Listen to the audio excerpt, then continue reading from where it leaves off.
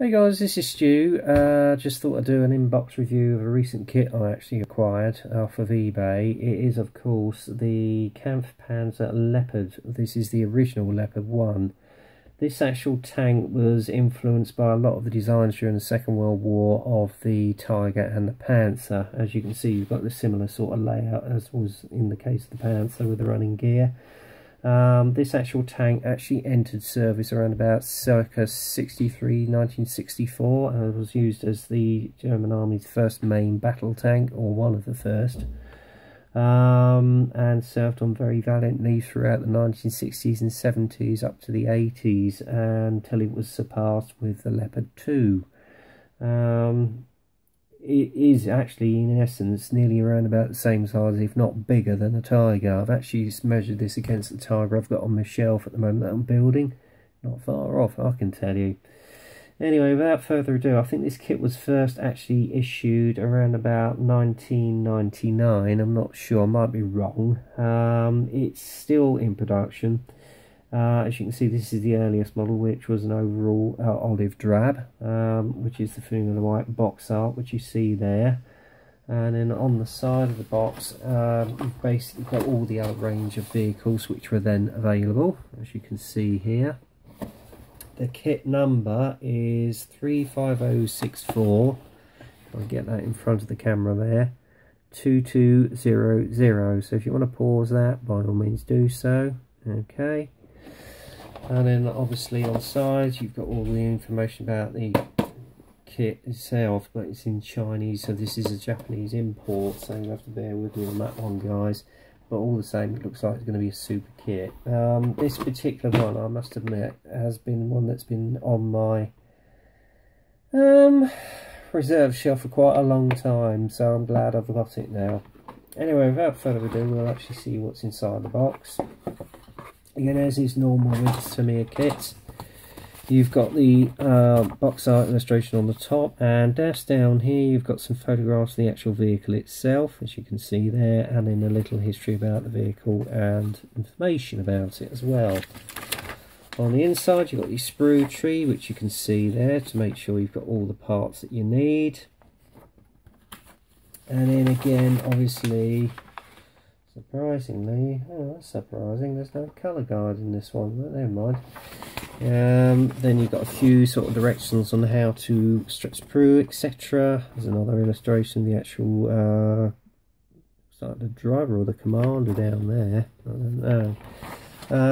First stage is actually, believe it or not, the assembly of the back plate, and all the tools that actually are added to it. That is then put into the hole, as you can see there. Then the familiar illustration of the assembly of all the running gear, such as the sprocket, the idler wheel and the main running gear.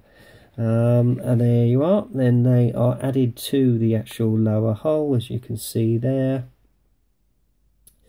But obviously I won't be adding them all on until the very last process of the build. And then it's just showing you where to place the wheels, etc.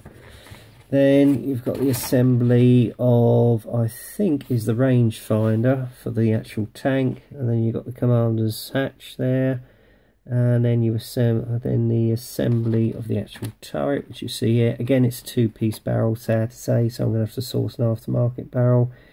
Then the assembly of all the commander's cupola and radio operate loaders hatch there. There you've got your rangefinders, grab handles which go on the back side of the turret, and where to place the rangefinder. And then obviously you've got the back basket on the back there of the turret there, along with the storage hatch.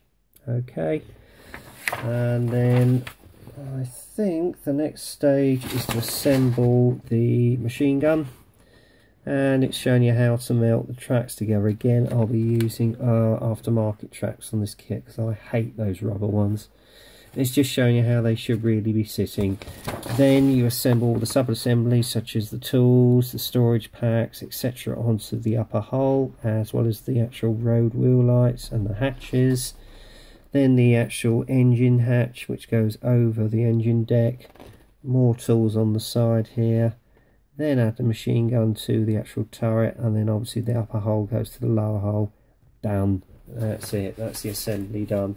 You've only got one colour option. Again, it's all overall olive drab on the colour call out.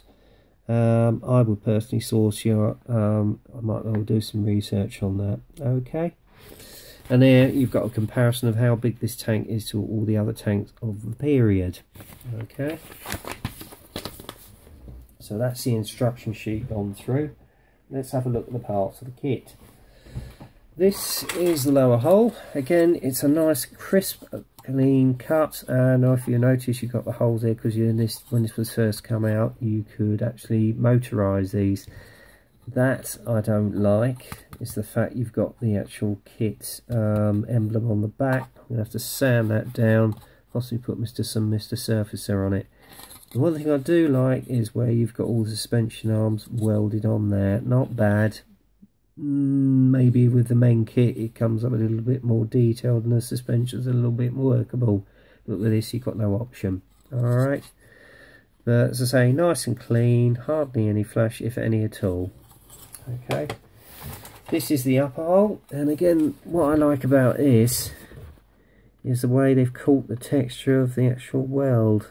Very beautifully done. And then obviously you've got the gratings on the side here. That's lovely. I really do like that. And there you go. The surface texture looks absolutely awesome, I have to say. That's one thing Tamiya did get right. This is just the caps for your wheels, which you see there. Okay. The next sprue is your two barrel halves, which you can see there, and then obviously you've got the front mantlet. Again, if you notice, it is textured, very nicely done. I'll get that in the light, you can actually see, beautifully done. And then obviously you've got the eyelets for the commander's cupola. Right, if I can get it into shot, sorry about this guys. There we go, and then it's your top of your hatch. That's very nicely done too. Then you've got the nets for the cradle. Can't get it everywhere except there you go. The rear of the cradle with the actual turret. There's your machine gun, which is very nicely detailed. Sorry, I'll have to get this into shot somehow. One of my big things in the way. Where are you, devil? There you go. That's very nicely welded, I have to say.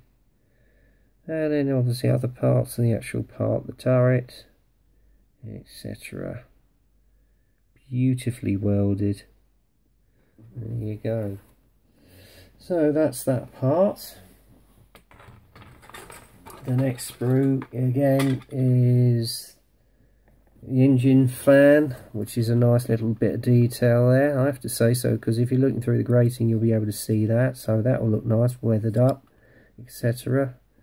That's very nicely done, I have to say. Quite surprised about that. And then obviously you've got the engine gratings here for your air filters. There you go.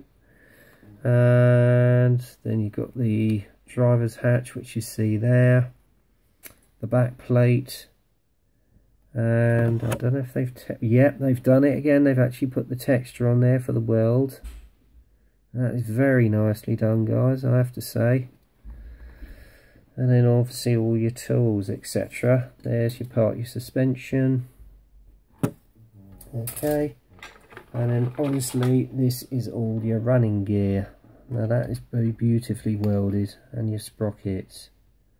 So there you go.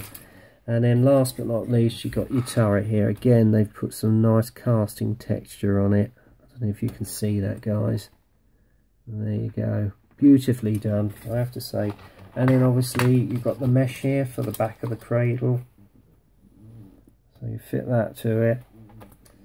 And then obviously your tracks, which is, again, I'm going to source aftermarket tracks. And last but not least, you've got your decal sheet. So there you go.